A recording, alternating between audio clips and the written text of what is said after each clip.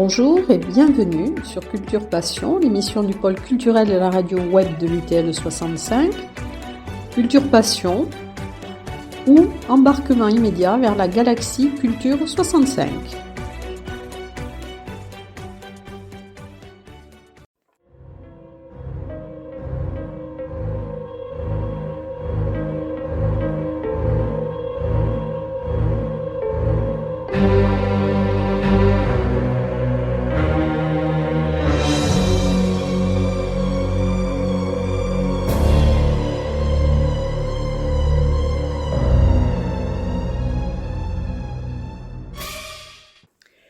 Aujourd'hui, dans Culture Passion, j'ai plusieurs invités. Nous allons en quelque sorte rentrer dans les coulisses de la lecture dans le noir qui va être organisée le 14 janvier au Paris par l'association Valentin Ahui en collaboration avec les réseaux de bibliothécaires de l'agglomération de Tarbes-Lourdes-Pyrénées. Et pour cette manifestation, dont il y a une grande partie de logistique aussi, et c'est Tarbes en Seine donc qui l'assure. Alors j'aimerais demander à Audrey Quentin comment va se passer justement cette organisation de lecture dans le noir qui est particulière. Alors oui, du coup, la lecture dans le noir va se faire le samedi 14 janvier à 16h au Paris, 21 rue Georges Clémenceau. Donc voilà, nous on est très, très contents de travailler avec l'association Valentin Ahui et le réseau de lecture publique de la communauté d'agglomération sur ce projet. Voilà, ce sont eux qui feront les lectures, mais ça se passera au Paris dans la salle de répétition. Alors il y a plusieurs lecteurs, je crois qu'ils sont entre 5 et 6, voilà, 6 tout à fait. Et donc ils vont enchaîner des petits extraits de lecture, voilà, dont ils vous parleront peut-être un peu après. Et pour cela, voilà, pour certaines personnes, ils ont déjà l'habitude de le faire et d'autres, ça va être une première. Donc jeudi prochain, le 12, on va leur mettre à disposition la salle de répétition pour qu'ils puissent répéter, voir les enchaînements, voilà, prendre connaissance de la salle et voilà, et de sa disposition. Alors tout en sachant que voilà, nous, le Paris, on va organiser un petit goûter à l'issue de la lecture. Il y aura également 2 stands. Dans le hall, après la lecture, il y aura le stand de l'association Valentin Ahui pour sensibiliser les personnes à la lecture pour les malvoyants et le stand de la médiathèque donc, qui présentera les livres qui seront lus pendant la lecture dans le noir. Voilà. Au niveau logistique, il y a pas énormément de choses puisque ça sera dans le noir, dans la pénombre, donc ça sera surtout un pupitre, une petite lumière pour les lecteurs. Pour le public, on a le plaisir de recevoir des transats prêtés par le Parvis. Voilà. Donc pour le public, voilà, ils seront confortablement installés dans des transats pour pouvoir écouter cette petune demi-heure de lecture dans le noir. Et vous pensez qu'il y aura combien de personnes à peu près qui vont participer ? Alors, nous, on a une tradition au Paris d'organiser des lectures voilà, le samedi après-midi. En général, c'est assez variable, mais on a entre 20 et 40 personnes. Voilà. D'accord. En tout cas, merci Audrey Quentin donc, pour cette présentation de la logistique. Merci à vous. Alors maintenant, on va passer aussi dans le vif du sujet. Donc, pourquoi avoir décidé d'organiser cette lecture dans le noir ?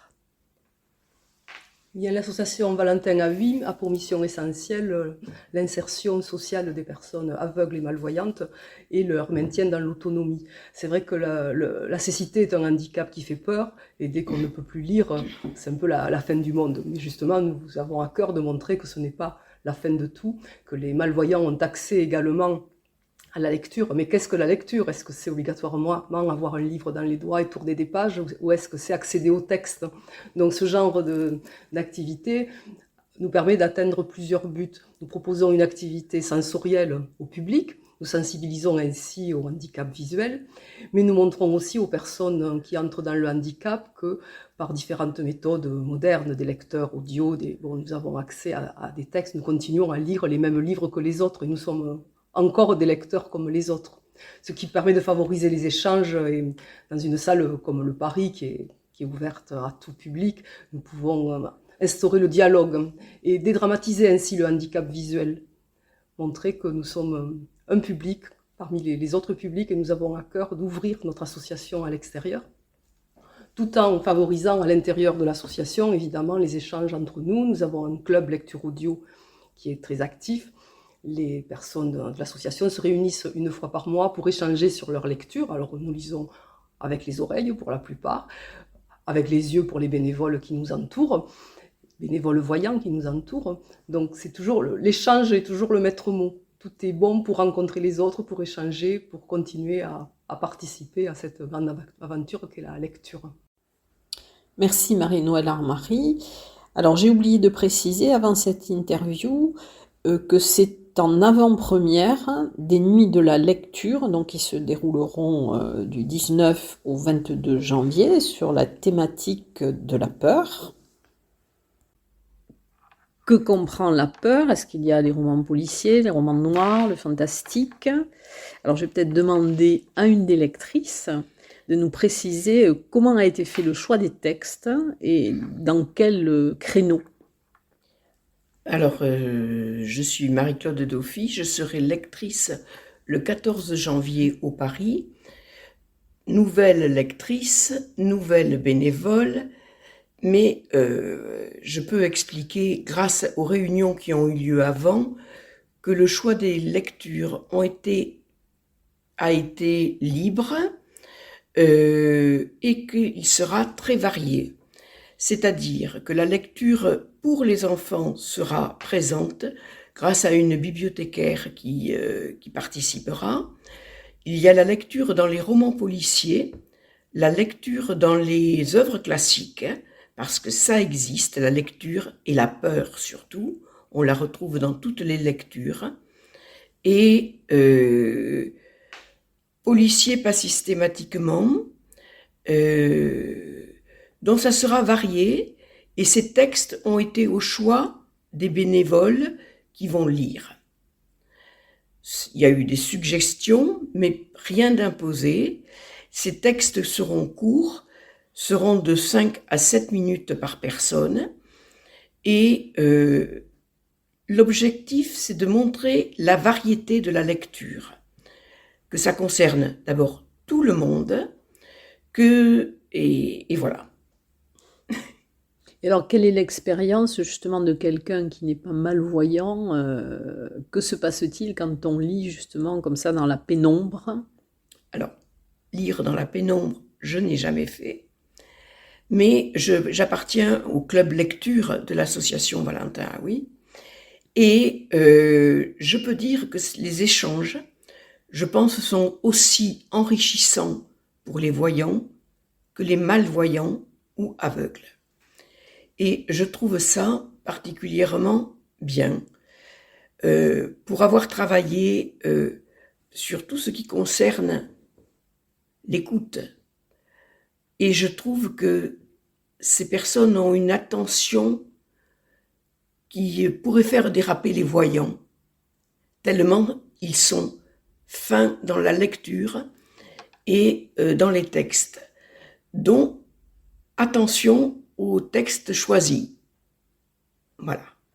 Alors, est-ce qu'il y a eu quand même un dialogue entre lecteurs pour que ce ne soit pas dans le même créneau, enfin, qu'il y ait aussi je pense peut-être une harmonisation? Je pense que le dialogue, d'abord, a eu lieu dans la réunion qui a précédé, va avoir lieu dans le travail de préparation qui va se faire le jeudi, et les textes seront mis dans un certain ordre. Les textes ne seront pas nommés, seront nommés à la fin pour laisser découvrir ce que les gens connaissent peut-être déjà, parce que c'est de grands lecteurs. Voilà. Donc, peut-être qu'une lecture dans le noir aussi, puisque, je veux dire, on est dans la pénombre, donc ça permet aussi peut-être de se focaliser sur l'écoute davantage que quelqu'un qui va regarder ce qui se passe à droite ou gauche. Donc on est vraiment, les gens doivent être focalisés sur le texte.